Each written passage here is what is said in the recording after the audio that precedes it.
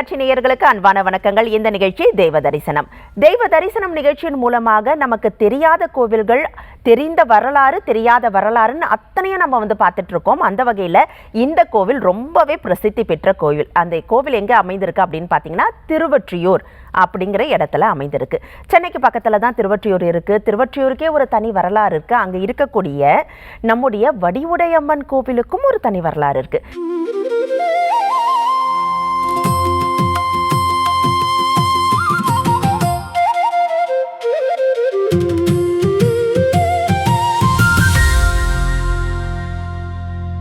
வடிவுடையம்மன் எதற்காக இந்த கோவிலில் அமர்ந்தாங்க, எந்த மாதிரியான சக்தி இந்த சிலைக்கே இருக்கு அப்படிங்கிறதெல்லாம் ஒரு தனி எபிசோடாகவே நம்ம பேசுகிற அளவுக்கு அற்புதமான கதைகள் நிறைந்தது தான் வடிவுடையம்மன் கோவில். ஆனால் திருவொற்றியூரில் இருக்கக்கூடிய தியாகராஜ சுவாமி கோவிலில் தனி சன்னதியில் அருள் பாலிக்கிறாங்க வடிவுடையம்மன். ஆனால் பொதுவாகவே வடிவுடையம்மன் கோவில்னு சொன்னாதான் இந்த கோவிலே பல பேருக்கு தெரிகிற அளவுக்கு அவங்க அற்புதமான சக்தி நிறைந்த அம்மனா அங்கே காட்சி தராங்க. இன்றைய நிகழ்ச்சியின் மூலமா வடிவுடையம்மன் கோவில், அங்க வந்த வரலாறு என்ன, அங்கு இருக்கக்கூடிய சிலைக்குன்னு இருக்கக்கூடிய சில அற்புதங்கள் என்ன அப்படிங்கிறத விரிவான விளக்கங்களா நம்ம நேயர்களோட பகிர்ந்திருக்கதாக நம்ம அரங்கத்தில் இணைந்திருக்காங்க ஆன்மீக சொற்பொழிவாளர் சம்பத் சுப்பிரமணியம் அவர்கள். வாங்க சார், வரவேற்கலாம். வணக்கம் சார். வணக்கம் மேடம். சார், ஒரு சில கோவில்கள் நம்ம பார்த்தோம்னா கோவில் ஈசனுடைய கோவிலா இருக்கும். ஆனா அங்க எழுந்தருளி இருக்கக்கூடிய ஒரு அம்மன் பயங்கர பிரசித்தி பற்றி இருப்பாங்க. அந்த மாதிரி ஒரு கோவில் நம்ம வடிவுடை அம்மன் கோவில் எடுத்துக்கலாம். கொடிவுடை அம்மன் கோவிலும் அப்படிதான், ஏன்னா அங்கேயும் அது ஈசன் கோவில் தான். திருவுடை அம்மன் கோவிலும் அப்படிதான், அதுவும் ஈசன் கோவில் தான். ஆனால் இந்த அம்மன், இந்த மும்மூர்த்திகளா இந்த அம்மன்கள் முப்பெரும் தேவியரா தனித்தனி சன்னதியில் சிவன் ஆலயங்களில் பிரசித்தி பெற்று விளங்குறாங்க. இப்போ இங்கே இருக்கக்கூடிய வடிவுடை அம்மன் கோவிலுக்கும் அந்த மாதிரி ஒரு தனி வரலாறு இருக்கும் இல்லையா? அதை பற்றி நம்ம நேயர்களுக்காக சொல்லுங்க. நிறைய கோவில்கள் பார்த்தீங்கன்னா நீங்கள் சொன்ன மாதிரி இப்போ மதுரையில் பார்த்தீங்கன்னா மீனாட்சி அம்மன், ஆமாம், காஞ்சிபுரத்தில் காமாட்சி அம்மன் சொன்னால் தெரியும், காஞ்சிபுரத்தில் சிவன் பேரை சொன்னால் கூட நிறைய பேருக்கு தெரியாது. அப்போது சில இடங்களில் பெண் தெய்வங்கள் தான் பார்த்திங்கன்னா அந்த கோவில் பேரையே பேரே தியாகராஜ சுவாமி கோவில் தான் இருக்கும். எங்கே போயிட்டு வந்தேன்னு கேட்டால் வடிவுடையம்மன் கோயிலுக்கு போயிட்டு வந்தேன்னு சொல்லுவாங்க. நான் திடீர்னு போயிட்டு தியாகராஜ சுவாமி கோயிலுக்கு போகிறேன்னு சொன்னால் புதுசாக யோசிப்பாங்க, ஏதோ நம்ம புதுசாக ஒரு கோயிலை சொல்கிறோன்னு. அந்த அம்பாள் தான் அந்த இடத்துல ஆட்சி செய்கிறாங்க. என்ன காரணம்னா, இயற்கை மிகப்பெரிய அளவில் ஆன்மீகத்தில் நிறைய விஷயத்த சொல்லி வச்சுருக்கு. அதை நம்ம சில விஷயத்த மக்களுக்கு சொல்கிறோம். எந்த இடத்தில் ஆண்களுக்கு பாதிப்பு உள்ளதோ அந்த இடத்தில் பெண் முன்னாடி நின்று ஆணை காப்பாற்றுறா. ஓ, அப்படிதான் அம்மன் தனி சன்னதியில் அருள் பாலிக்கிறா அப்படின்னு சொல்லலாம். உண்மையும் கூட. ஒரு எந்த இடத்தில் ஆனால் அடுத்த லெவலில் போக முடியாமல், அடுத்த கட்டத்துக்கு காலை வைக்க முடியாமல், அடுத்த கட்டத்துக்கு ஜெயிக்க முடியாமல் இருக்காங்களோ அந்த வீட்டில் பெண் என்ன பண்ணுவா, ஒரு ஒரு ஒரு காலகட்டம் இருக்கும் பொறுப்பாக அதுக்கப்புறம் சீட்டு பிடிக்கணும், இல்லை தொழில் நடத்தணும், ஒரு டிஃபன் கடை வைக்கணும், இல்லை ஒரு மாவாட்டி விற்கணும், இல்லை வெளியே ஒரு வேலைக்கு தென்னு நினைப்பேன். இதுதான் உண்மையும் கூட. அப்போ அங்கே ஆணை நம்ம குறை சொல்லவில்லை. பல கோயில் இருக்குது. இப்போ அண்ணாமலையார் கோயில் இருக்குது. ஆமாம், சிவன் தான் ஃபேமஸ்ன்னு நம்ம சொல்கிறோம். மல்லிகார்ஜுனர் இருக்கார் பர்வதமலையில், சதுரகிரி இருக்கு, வெள்ளையங்கிரி இருக்குது. அப்போது சில இடங்களில் ஆண்களும் சில இடங்களின் பெண்களுக்கும் சமபாகமாக இந்த இயற்கை பிரித்து வைத்திருக்கிறது. அதை உணர்த்தினவர் தானே நம்மளுடைய அர்த்தநாதீஸ்வரர். ஆமாம், அர்த்தநாதீஸ்வரரும் அதுதான் சொல்கிறார், சரிபாதின்னு சொல்கிறார். திருச்செங்கோட்டில் நிச்சயமாக ஒரு அற்புதமான ஸ்தலம் அர்த்தநாதீஸ்வரர். அப்போது திருவொற்றியூரில் இருக்கக்கூடிய வடிவுடையம்மன் எதை முக்கியமாக சொல்ல வராங்கன்னா, ஒரு மனிதன் அடுத்த கட்டத்துக்கு போகும்.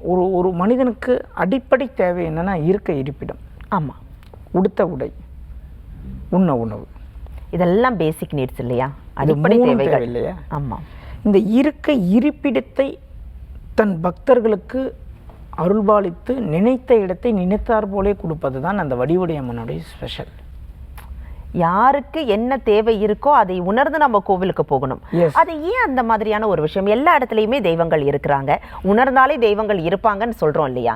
ஆனாலும் ஒரு சில கோவில்களுக்கு போனாதான் ஒரு சில தேவைகள் பூர்த்தி ஆகுதுன்னா, அப்படி அந்த இடத்துல என்ன ஸ்பெஷல் இருக்கு? இப்போ எல்லாமே பூமி, ஆனால் எல்லா இடத்துலையும் இருக்கிற தென்னை மரம் ஒரே மாதிரி இளநீரை கொடுப்பதில்லையே. அது நீருடைய தன்மை இல்லையா? அந்த மண்ணுடைய தன்மைன்னு சொல்கிறேன். இப்போ பீச்சில் நீங்கள் ஒரு செடியை வைங்க, களிமண்ணில் ஒரு செடியை வைங்க, செம்மண்ணில் ஒரு செடியை வைங்க, மூணுமே ஒரே செடியாக இருக்கும். ஆனால் அதிலிருந்து வரக்கூடிய காயும் கனியும் வெவ்வேறு டேஸ்ட்டும் வெவ்வேறு மாதிரி வளர்ச்சியும் இருக்கும். அப்போ நம்மளுடைய தேவைகளுக்கு ஏற்ப அந்த தேவையை தீர்க்கக்கூடிய இடத்துக்கு தான் போகணும். நாம் எந்த இடத்தில் காலை வைக்கிறோமோ அந்த மண்ணுக்கும் அந்த பூமிக்கும் அந்த இடத்திற்கும் பஞ்சபூத தத்துவம் ஒவ்வொரு மாதிரி வேலை செய்யும். அந்த பேரே ஒற்றியூர்னு சொல்லுவாங்க. ஆமாம், சிவனடியார்கள்லாம் கேட்டீங்கன்னா ஒற்றியூர்னு தான் சொல்லுவாங்க. இன்னொரு புராண வரலாறு கூட இருக்கு இல்லையா, பூமியில முதல்ல மண் தோன்றியதே ஒற்றியூர்ல தான் அப்படின்னு. ஒற்றியூரை பற்றி பல வரலாறுகள் பல விதமாக நிறைய பேர் நிறைய விஷயம் சொல்கிறாங்க. ஏன் திருவொற்றியூரில் போய் காலை வச்சா இருக்க இருப்பிடம் கிடைக்கிறது என்றால், நிலம் நீர் காற்று நெருப்பு ஆகாயம் என்ற ஒரு தத்துவத்தில் தான் ஒரு மனிதன் வாழ்ந்து கொண்டு வருகிறோம். ஒரு மண்ணுக்கும் ஒரு விதமான தன்மை உண்டுன்னு சொல்கிறோம். அந்த திருவொற்றியூரில் நான் காலை வைக்கக்கூடிய இடம் எங்கன்னு பார்த்தீங்கன்னா கடலுக்கு அருகாமையில் என்பதை நான் மறந்துவிடக்கூடாது. அங்கதான் வடிவுடையம்மன் கோவில் கொண்டு, அங்கதான் வடிவுடையம்மன் அற்புதமாக கோவில் கொண்டிருக்காங்க. அதில் எந்த விதமான மாற்று கருத்தும் இல்லை. ஏன் இருக்க இருப்பிடத்தை தன் பக்தர்களுக்கு அளிக்கிறார்? சில கோவில்களுடைய வரலாறும் சில கோவில்களுடைய புராணங்களும் நிறைய பேர் ஸ்தல வரலாறுலாம் சொன்னாலும் கூட நாம் ஆலய ரீதியாக நிறைய ஆராய்ச்சிகளை செய்வதால் நாம் நாம் சில விஷயங்களை இங்கே மக்களுக்கு சொல்கிறோம். தன் கணவருக்கே இருக்க இருப்பிடம் இல்லாத ஒரு மனைவிக்கு மனநிலை எப்படி இருக்கும்? ஆமாம், அதுக்கு பின்னணி கதையும் ஒன்று இருக்கு இல்லையா? ஏன்னா நிறைய பேர் சொல்லுவாங்க, கண்ணகி மதுரையை எரிச்சதுக்கப்புறம் நேராக வந்தது இங்கே திருவொற்றியூருக்கு தான்ட்டு. அவ்வளோ கோபத்தோடு வந்தாங்களாம். அந்த கோபம் தனியாமல் இந்த இடத்துக்கு வந்தாங்க அப்படின்னு சொல்லுவாங்க. தன் கணவருக்கு ஏற்பட்ட ஒரு தோல்வியாகட்டும், ஒரு அநீதியாகட்டும், ஒரு வீழ்ச்சியாகட்டும், அதற்கு ஒரு சரியான பதிலையும் ரிசல்ட்டையும் கொடுக்கிற ஒரு இடம்தான் திருவொற்றியூர். அந்த இடத்தில் அம்பாள் தான். சில வீட்டில் பார்த்தீங்கன்னா பெண்கள் எடுக்கிற முடிவு தான் அந்த வீட்டில் எல்லாமே. சில வீட்டில் ஆண்கள் எடுப்பது. நம்மளே சொல்லுவோம் பெண்கள் டாமினேட்டாக இருப்பாங்க இந்த வீட்டில், இந்த வீட்டில் ஆண்கள் டாமினேட்டாக இருப்பாங்க. அதுமாரி இந்த ஓவரால் தியாகராஜா சுவாமி கோவிலில் சுவாமி அமைதியாகவும் அம்பாள் கிட்ட அதிகாரத்தை சுவாமி கொடுத்துட்டு சுவாமி அமைதியாக இருந்து வேடிக்கை பார்க்குறார், நீ ஆட்சியை நடத்துன்றார். அந்த அம்பாளுக்கு பார்த்தீங்கன்னா 4 கரங்கள் இருக்கும். அந்த அம்பாள் இடது நாசியில் தான் மூக்குத்தி போட்டிருப்பாங்க. பொதுவாகவே வலது நாசியில் தானே அம்மனுக்கு மூக்குத்தி இடுவாங்க. இப்போ எல்லாரும் எல்லா கோவில்களுக்கும் போயிருப்பீங்க, நிறைய பேர் அம்மனை பார்த்துருப்பீங்க, நிறைய கோவிலில் தரிசனம் செய்திருப்பீங்க. நான் இதுக்கப்புறம் இந்த வீடியோ பார்த்துட்டு நீங்கள் போகிறவங்க எல்லாமே அம்பாளுடைய மூக்குத்தியை பார்ப்பீங்க. ஆமாம், அம்பாளுக்கு இடது நாசியில் தான் மூக்குத்தி இருப்பாங்க. ஏன் இடது நாசியில் குத்தினார்கள்? முதலில் ஒரு ஆலயத்திற்கு நாம் செல்லும் பொழுது நாம் எந்த நேரத்தில் செல்ல வேண்டும், எந்த கிழமையில் செல்ல வேண்டும் என்ற கணக்குகள்லாம் இருக்கிறது. அதை தாண்டி ஒரு விஷயம், அந்த இடத்திலே அம்பாளுடைய ஆட்சி தான் நடக்கிறது, அம்பாள் தான் அந்த இடத்தை ஆட்சி செய்கிறாள் என்பதுக்கு சாட்சியே அந்த மூக்குத்தி தான். ஓ, அம்பாளுடைய ஆட்சி நடக்குதுன்னா இடது நாசியில் அந்த அம்பாள் மூக்குத்தி கொடுத்து அந்த ராஜ்யத்தை ஆள்கிறார். அப்போது அவகிட்ட கேட்டால் என்ன கிடைக்கும் அப்படின்னா, என் கணவரால் முடியாதது, ஆனால் எனக்கு ஒரு வீடு வாங்க வேண்டும் என்ற ஆசை. அப்படின்னா கணவரால் முடியாது அப்படின்னு ஒரு ஹவுஸ் ஒய்ஃப் கேட்குறாங்கன்னா ஹவுஸ் ஒய்ஃப் கிட்ட பணம் இருக்காது, கணவர் தான் வாங்கி ஆகணும், அதில் எந்த விதமான மாற்று கருத்தும் இல்லை. ஆனால் கணவருக்கு பயம் இருக்குது, லோன் எடுக்க பயப்படுறாரு, இல்லை அவருக்கு லோன் கிடைக்கல, வேலையில் உத்தியோகத்தில் ப்ரொமோஷன் ஹைக்கு இதெல்லாம் கிடைக்கல, ஆனால் மனைவிக்கு வீடு வாங்க வேண்டும் என்ற ஒரு எண்ணம் இருக்கிறதுனா, இந்த திருவொற்றியூர் அம்பாளுடைய கடைக்கண் பார்வை அப்படி பட்டதுன்னு வைங்களேன், அவங்க போய் ஒரு வில்லாவில் குடியிருப்பாங்க. இது எப்படி சாத்தியமாகும்? இப்போது ஏன் சாத்தியம் ஆகணும்னு கூட சில பேர் நினைக்கலாம். இதெல்லாம் எப்படி சாத்தியம், ஆட்டோ கண்ணாடி அந்த மாதிரிலாம் சில பேர் நினைக்கலாம். எப்படி அம்பாளை போய் பார்த்தா எப்படி வீடு கிடைக்கும் அப்படின்னா, கணக்கெடுப்பின்படி கிட்டத்தட்ட ஒரு கடந்த 4 வருஷத்தில் இந்த அம்பாளை போய் பார்த்து வீடு வாங்கி சொந்த வீட்டில் குடியிருப்பவர்கள் கணக்கெடுத்து பார்த்தீங்கன்னா தெரியும் ஏராளம். ஏன்னா இந்த அம்பாள் தெற்க பார்த்து சுவாமி நீங்கள் கரெக்டாக கோபுரத்துள்ள உள்ள நுழைஞ்ச உடனே வலது பக்கம் இருப்பாங்க. அம்பாள் தெற்க பார்த்துருப்பாங்க. அந்த தெற்கே பார்த்து இருக்கக்கூடிய அம்பாள் உள்ளே அந்த பூஜை செய்பவர்களை அனைவருமே வந்து பார்த்திங்கன்னா தமிழாட்கள் இல்லை என்பதை நீங்கள் மனதில் வைத்துக்கொள்ள வேண்டும்.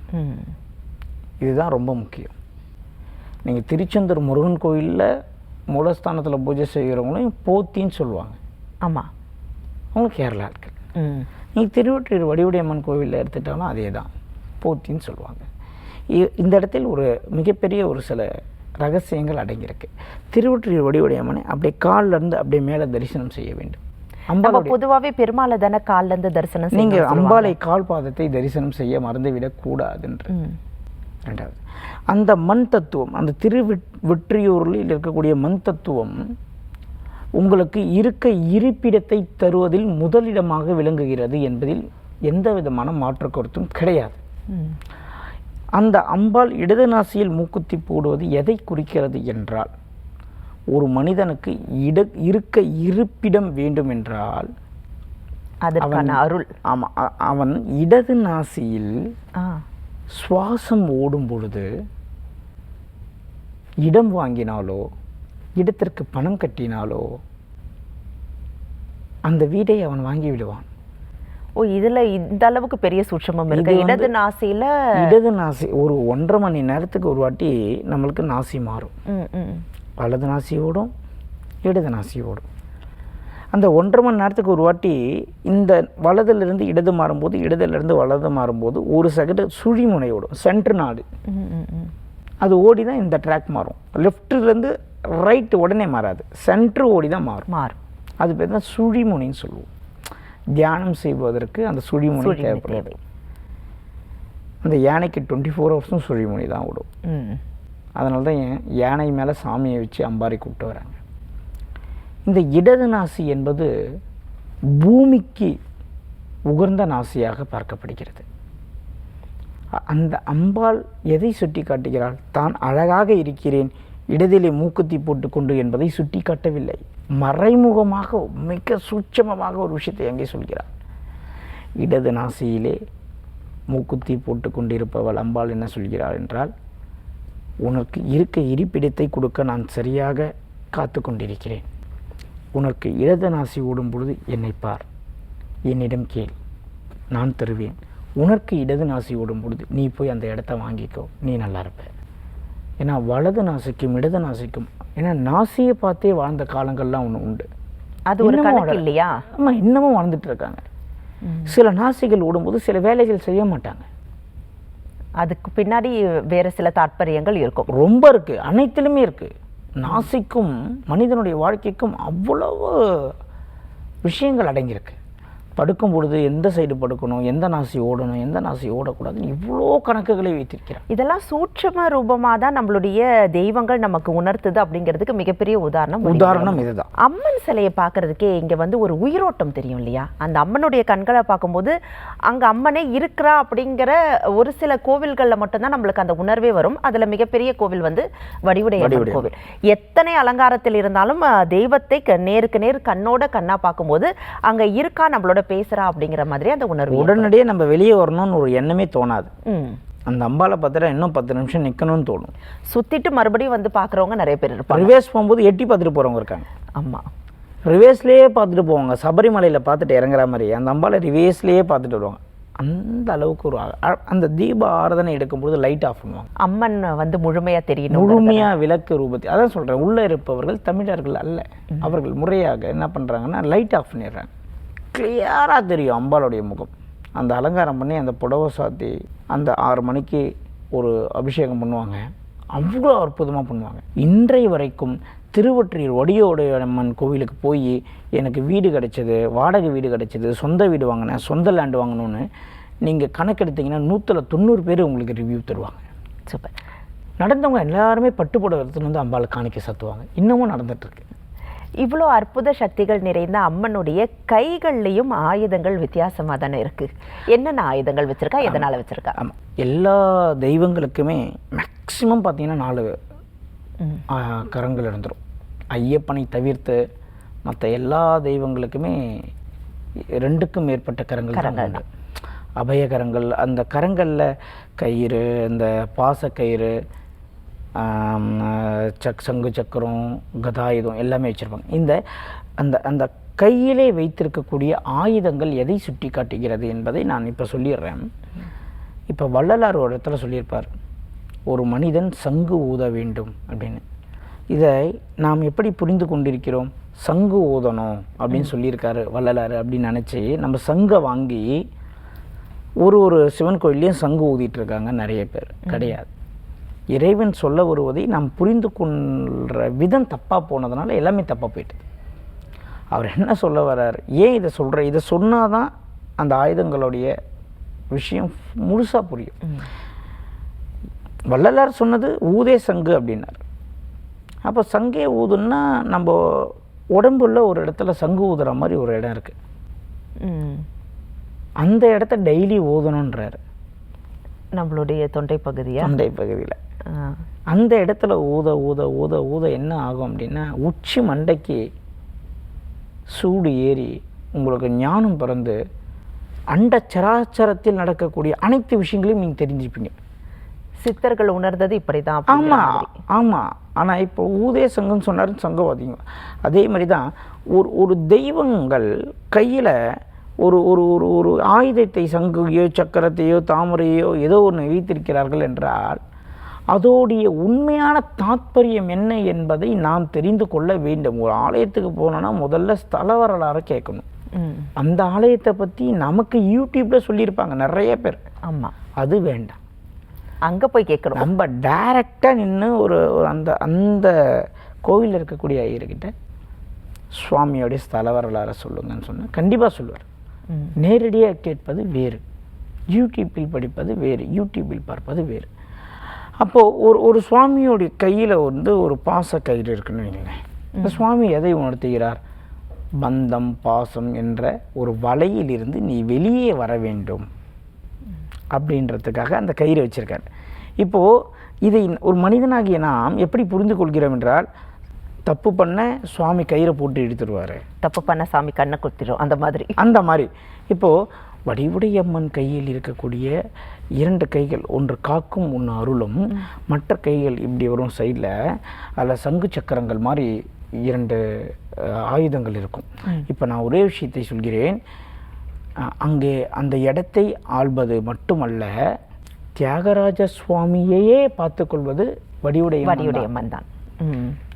இப்போ சில பேருக்கு சில வருத்தங்கள்லாம் கூட வரலாம். சுவாமியை பற்றி நீங்கள் இப்படி சொல்லாதீங்க, தியாகராஜ சுவாமி அபரீத சக்தி கொண்டவர் தான். ஆனால் அவர் தான் அந்த கண்ட்ரோலை கொடுத்துட்டு அமைதியாக இருக்கார். அதற்காக அவர் சக்தி இல்லாதவர்னு சொல்ல வரல. அவருக்கு அவர் தியானத்தில் இருக்காருன்னு வச்சுக்கோங்க.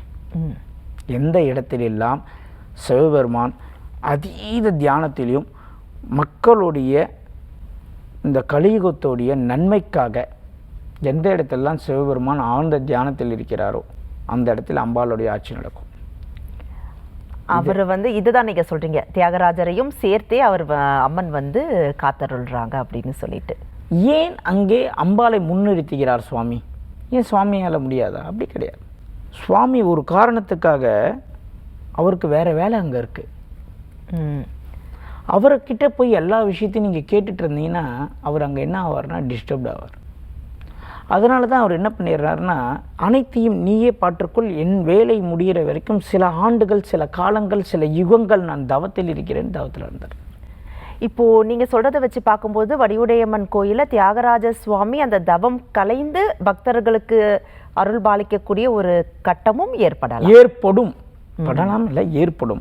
அது யுகங்களாகலாம், வருடங்களாகலாம், அது நம்மளுக்கு தெரியாது. அது இறைவனுக்கு தான். அது இறைவனுக்கும் அம்பாளுக்கு மட்டும்தான் தெரியும். இப்போ இருக்கிறது அவங்க தான். இப்போது நிறைய விசேஷங்களுக்கு இல்லை நேர்த்தி கடனுக்காகவோ இல்லைன்னா எனக்கு இது கிடைக்கணும்னாலும் நம்ம அபிஷேகங்கள் பண்ணுறது அப்படிங்கிறது வாடிக்கையான ஒரு விஷயம்தான். நம்மளுடைய வடிவுடைய அம்மன் அப்படின்னு சொன்னாலே பாலாபிஷேகம் அப்படிங்கிறது மிக பிரசித்தி பெற்ற ஒன்றா இருக்குது. யாரெல்லாம் பாலாபிஷேகம் பண்ணலாம், என்னென்ன பலன்கள் கிடைக்குங்கிறத நம்ம நேயர்களுக்காக சொல்லுங்கள்.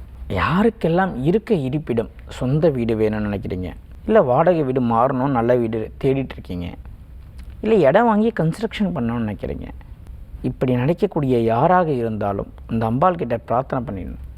வெள்ளிக்கிழமையில் போயிட்டு முடிஞ்சால் சுக்கிர ஓரை, அப்படி இல்லைன்னா ஈவினிங் 6 மணிக்கு அபிஷேகம் நடக்கும். நீங்கள் 5 மணிக்கு போயிட்டு பாலாபிஷேகம் டோக்கன் வாங்கிக்கலாம். முதல் வாட்டி போகிறவங்க நீங்கள் போய் அம்பாள்கிட்ட சரணாகதியாக நின்று எனக்கு இடம் வேணும், எனக்கு வீடு வேணும் அப்படின்னு நினச்சி பிரார்த்தனை செய்து கொண்டு முடிந்த உடனே நான் அபிஷேகம் செய்கிறேன் என்று வேண்டிக் கொள்ளுங்கள். அது அப்படியே நடக்கும். ஆனால் ஒரே வாரம் போகக்கூடாது, தொடர்ந்து 5 அல்லது 7 வாரங்கள் செல்ல வேண்டும். நிச்சயமா அந்த அருள், அந்த நம்ம எப்பவுமே சொல்லுவோம் இல்லையா, ஒரு வைப்ரேஷன் நம்ம மேலே வரணும்னா அது அவளுடைய சன்னதியில் இருக்கும் பொழுது தான் கிடைக்கும் அப்படின்னு சொல்லிட்டு நிறைய பேருக்கு வந்து வீடு வாங்கணும், நிலம் வாங்கணும் அப்படிங்கிற ஒரு கனவே இருக்கும். ஆனால் வந்து வடிவுடை அம்மன் கோவிலுக்கு சென்று தரிசனம் செய்துட்டு வந்தவங்களுக்கு அந்த பிராப்தம் கட்டாயமாக கிடச்சிருக்கு அப்படிங்கிறதுக்கான ஆய்வுகளையே நம்மளுடைய சம்பத் சார் வச்சுருக்காங்க.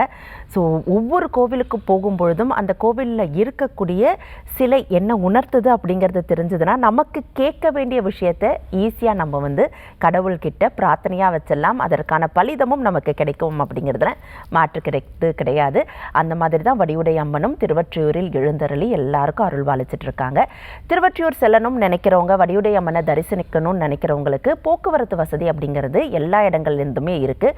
சென்னை சென்ட்ரல் வந்து அதற்கப்புறமா வந்து நீங்கள் ஒரு மெட்ரோ ட்ரெயினில் வந்தீங்கன்னா கூட திருவொற்றியூர் நிறுத்தமே இருக்குது, அங்கே இறங்கி நீங்கள் வந்து கோவிலுக்கு செல்லலாம். அதே மாதிரி எல்லா சென்னை சுற்றி இருக்கக்கூடிய எல்லா இடங்களில் இருந்தும் ரயில் வசதியும் போக்குவரத்து வசதியும் பேருந்து போக்குவரத்துமே அதிகமாக இருக்குது. ஸோ வரணும்னு நினைக்கிற எண்ணம் இருந்தால் போதும், அம்மன் தானாகவே உங்களை கூப்பிடுவாங்க. சென்று தரிசனம் பண்ணுங்க, உங்களுக்கும் எல்லா அருளும் கிடைக்கும் அப்படிங்கிறதுல எந்தவித சந்தேகமும் கிடையாது. இன்றைய நிகழ்ச்சியில் வடிவுடை அம்மன் குறித்த சிறப்புகளை நம்ம நேயர்களோட பகிர்ந்துக்கிட்டீங்க. நேயர்கள் சார்பாக மிக்க நன்றி சார். நன்றி மேடம்.